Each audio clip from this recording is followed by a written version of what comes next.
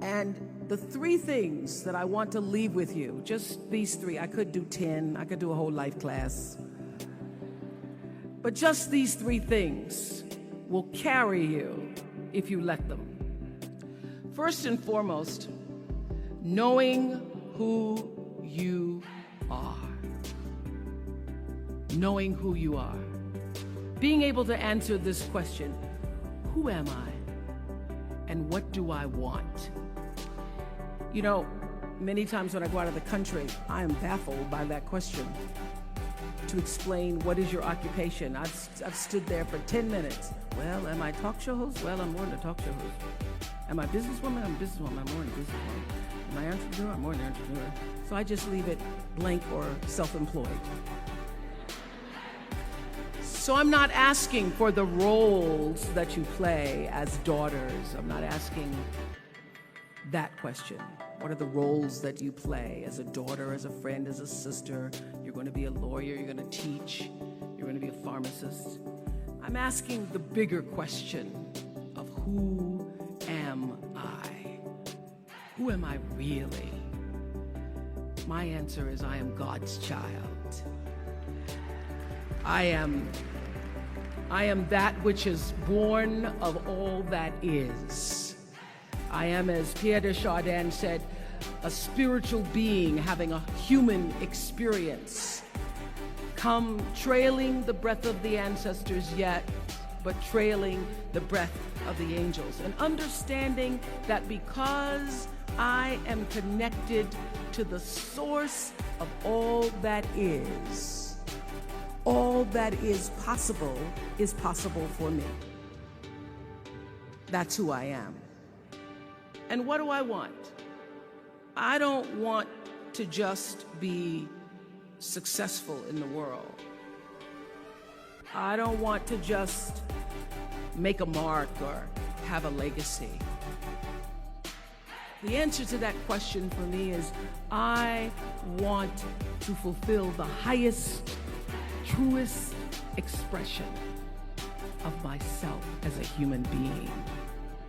I want to fulfill the promise that the Creator dreamed when He dreamed the cells that made up me. What do I want? You must have some kind of vision for your life. Even if you don't know the plan, you have to have a direction in which you choose to go. I never was the kind of woman who liked to get in a car and just go for a ride. I had a boyfriend who would say, let's just go for a ride. I want to know, where are we going? Do we have a destination? Is there a plan? Or are we just riding? What I've learned is that's a great metaphor for life. You want to be in the driver's seat of your own life, because if you're not, life will drive you. So, knowing who you really are in this space and time that we embody. That's number one. What do you want? Who are you? Number two, you must find a way to serve. Martin Luther King said that not everybody can be famous, but everybody can be great, because greatness is determined by service. Now, we live in a world where everybody wants to be famous and where we admire people for just being famous. We think being known brings us value. The truth is, all of that will fade in time. In 3 years, you won't be able to name the housewives of Atlanta. The real truth is that service and significance, service and the significance that you bring to your service is that which is lasting. So to be able to, whatever your occupation or job or talent or gift is, our honorees today getting doctorate degrees, to apparently opposite fields, HIV and AIDS and the spoken word. But what they have in common is service, using the spoken word in service to community and the world, using your knowledge and information about HIV and AIDS and medicine in service to the world. And if you look at all the most successful people in the world, whether they know it or not, they have that paradigm of service. Everybody's talking about Mark Zuckerberg and IPO. Service. Jay-Z rapping. Service. Through the word, to people, through song. For many years, I was really just happy to be on TV, and people would stop and say, "Oh, you on TV?" "Yeah, I'm on TV. I like being on TV. It's a nice job." And it was about the time that I received my honorary doctorate from Spelman around 1993. So I don't know if that had something to do with it. I thought of myself as Dr. Winfrey. That I went back and I took a long look at what it was I was doing on TV and made a decision that I was no longer going to just be on TV, but I was going to use TV as a platform, as a force for good, and not be used by TV. And I will tell you, my decision to make that significant change in the way I operated on television, using television as a service, changed my career exponentially. Service through medicine, service through art, using whatever it is you produce, your product, as a way of giving back to the world. When you shift the paradigm of whatever it is you choose to do to service, and you bring significance to that, success will, I promise you, follow you. Service and significance equals success. That's number 2. Number 3, it's so simple, but so hard to do. Always do the right thing. Always.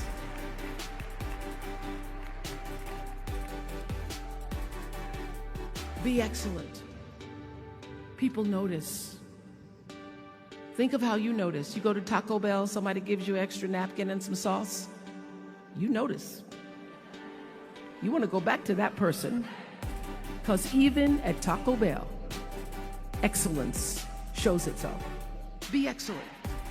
Let excellence be your brand. Everybody talks about building a brand.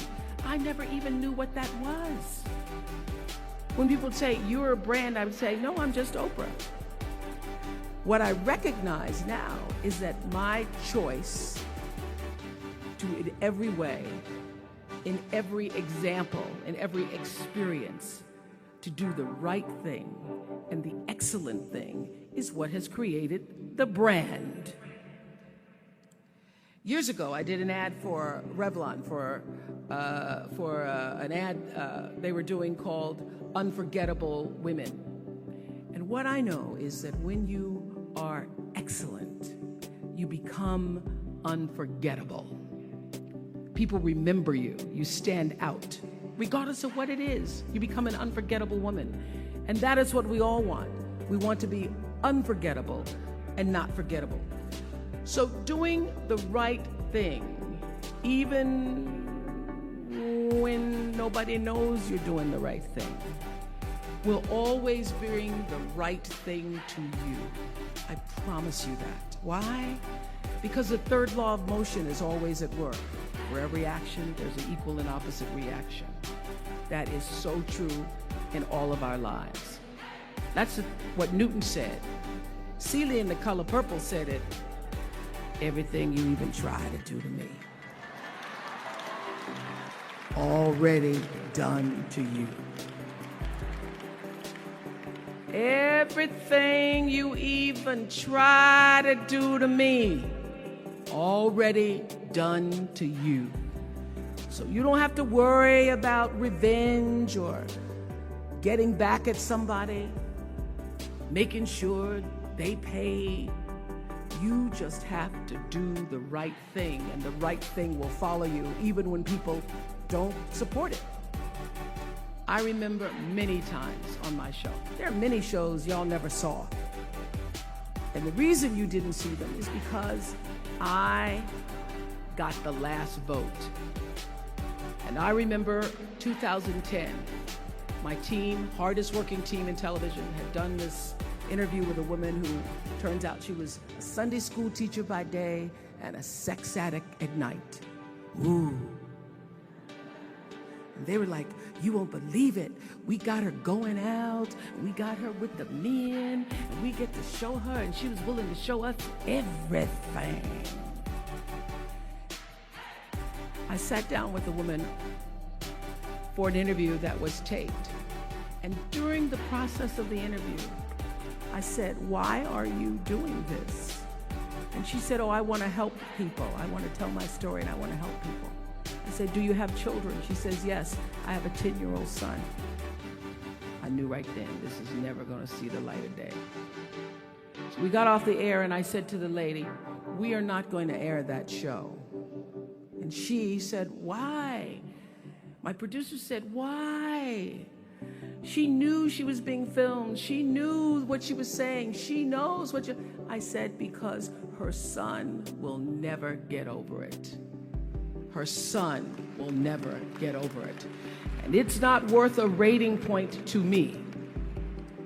Not worth a rating point to me to know that there's a 10-year-old boy who's destroyed because his mother went on the Oprah Winfrey show and told all her business. You do the right thing, even when other people think it may not be. And oftentimes, when you make a decision to do the right thing, immediately you're faced with doubt. Was that the right thing? Was that the right decision? I don't know, is that the right thing? You always know it's the right thing, when in the end, there is peace. You are rewarded by peace in knowing that you did the right thing.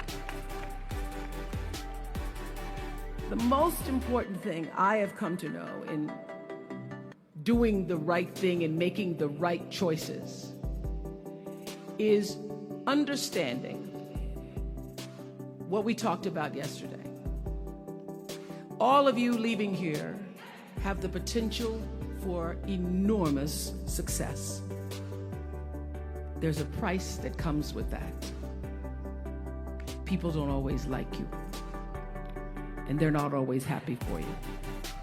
And if you surround yourself with people who are not accustomed to your success, they become fearful, they become scared, because you are reflecting back something to them that they don't recognize. Now, they're not going to say, you know, I'm very fearful, because you're reflecting back to me something I don't recognize. They're going to say, you know what they're going to say? They're going to say, who she thinks she is. Who she thinks she is. That only happens when you are around people who do not mean and want and aspire to the best for you. People who want the best for you want you to be your best. So my greatest advice to you is to surround yourself with people who are going to fill your cup until your cup runneth over. So when people say you're so full of yourself, you can say, yeah.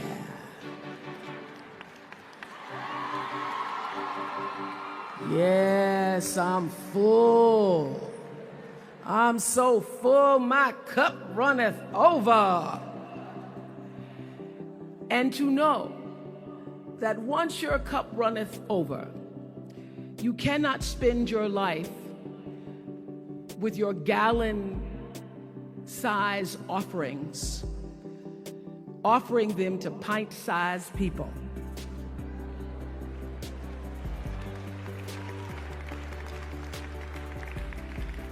You have got to surround yourself with gallon-sized people who can hang in the same company with you, so that you're not offering your gallons to those little pints out there who can't hold it anyway. choice to change the world. I love that song. I love hearing you all sing that song. And what I know for sure is that the biggest choices begin and end with you, your internal big questions. Who do I want to be in the world? My relationship to source energy, to all that is God. I'm not talking about what you believe in God. I'm talking about your experience of that which is all life, which is divine and universal. I'm talking about the big deal. Being connected and aligned with that.